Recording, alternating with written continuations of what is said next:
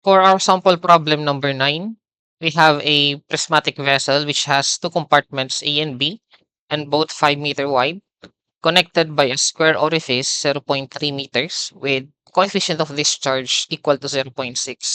Now, itong binigay na 0.3, no, that's the side or the edge of square. So, ibig sabihin, kung gusto mong hanapin yung area ng orifice natin, so hindi siya tulad ng mga previous ng area ng circle.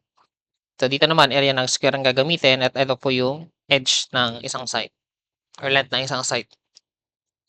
Tank has a trapezoidal section as shown in the figure.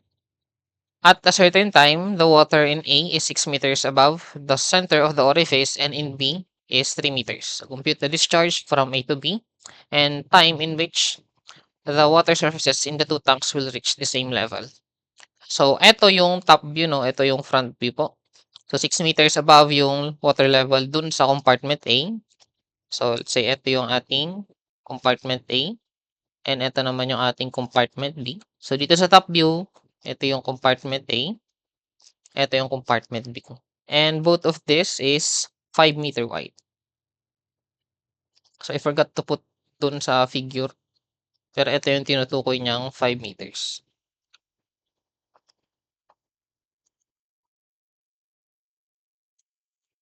Okay?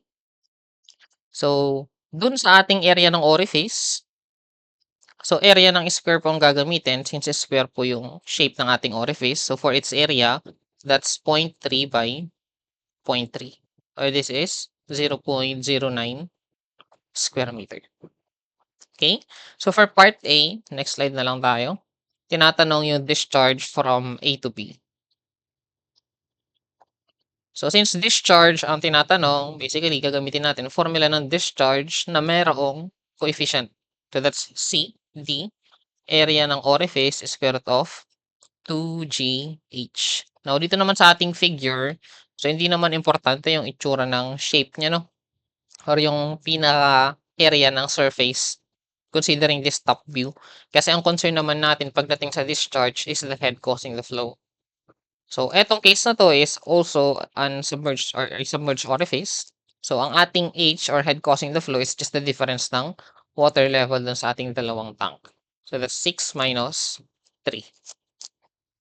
Okay? Lagay natin. So, for the coefficient of discharge, it's given na 0.6. Ang area ng orifice natin, 0.3 by 0.3. So, this is 0.09. And then, square root of 19.62 times the head causing the flow is 6 minus 3. So, for our part A, our answer is 0.414 cubic meter per second. So, ayan ang discharge from compartment A to compartment B. Now, for part B, ang tinatanong naman is kailan daw titigil or basically ang word kasi na ginamit dito, time in which water surface in the two tanks will reach the same level. So, since yung head causing the flow natin is the difference ng dalawang head, kapag same na yung level nila, basically wala nang head causing the flow. So, mag-stop na rin yung discharge. So, yun yung ibang pwedeng phrasing na dito sa ating part B. So, kailan titigil yung discharge.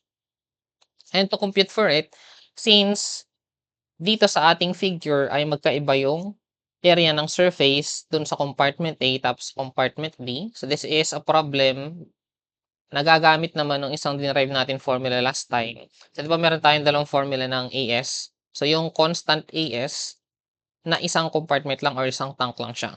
And then, meron din naman yung dalawang compartment na magkaiba yung surface area. So, yung formula na yon, yung T is equal to 2 AS1, AS2 over quantity AS1 plus AS2. And then C, area ng orifice is square root of 2G multiplied by square root of H1 minus square root of H2. So, I hope you can remember this formula, no? Doon sa dinerive natin last time. Now, dito, instead of using 1 and 2 na subscript, ang ilagay ko na lang is A and B kasi yun yung pangalan ng compartment natin. ASA, ASB, ASA, ASB. So, wala naman tayong problema dito sa part na 'to, 'no, kasi yun din naman yung ginamit natin dito. So, ang hanapin natin, what's the value of ASA and what's the value of ASB. Now, take note, ito yung area ng surface dun sa ating dalawang compartment. So, considering yung top view natin dito, so regardless of the depth ng water sa loob ng tank natin, so constant din naman yung ating ASA. So, yung area ng surface natin sa compartment. So, same with the ASB. So, constant din siya regardless of the height or depth ng water sa loob ng compartment. So, constant parehas yung AS natin, no? So, we can definitely use this formula. So, yung isa kasi, constant din siya, pero isang surface lang. So, dito, constant pareho yung dalawang surface area natin. And to compute for this area, so area ng trapezoid. So, for the area ng trapezoid, this is 1/2 base 1 plus base 2 times its height. Now, dun sa ating figure kasi, nakahiga lang yung height natin. So, you can use na ito yung ating h. Tapos, ito yung B1. Ito yung B2. So, for compartment A yan. Tanggalin ko lang, no? So, for ASA, that's 1/2. Base 1 natin is 5 plus base 2, that's 4, times yung height or yung distance between the two base, that's h, or dun sa ating figure, that is equivalent to 5. So, ang ating ASA is equal to 22.5 square meter. For ASB naman, this is still 1/2 B1 plus B2. So, ang base naman ng ating compartment B, so on this side 4, dun sa kabila ay 3. And yung H niya is 5 pa rin. So, this is 4 plus 3 times 5. So, this is 17.5 square meter. Now, okay na itong lahat ng nandito. So, punta naman tayo dun sa head causing the flow. So, yung H1 na to, that's the initial difference in water elevation dun sa dalawang compartment natin. So, eto yung 6 minus 3. So, yung H1 natin, yan yung 6 minus 3, which is just 3 meters.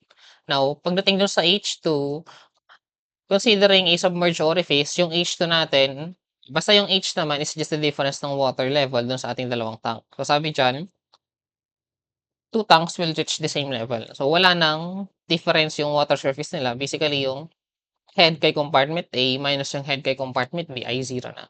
So, for our H2, ang gagamitin natin, 0.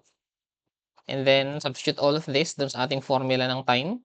That's 2 times 22.5 times 17.5 over 22.5 plus 17.5 times coefficient of discharge 0.6, area ng orifice 0.09, and then square root of 19.62.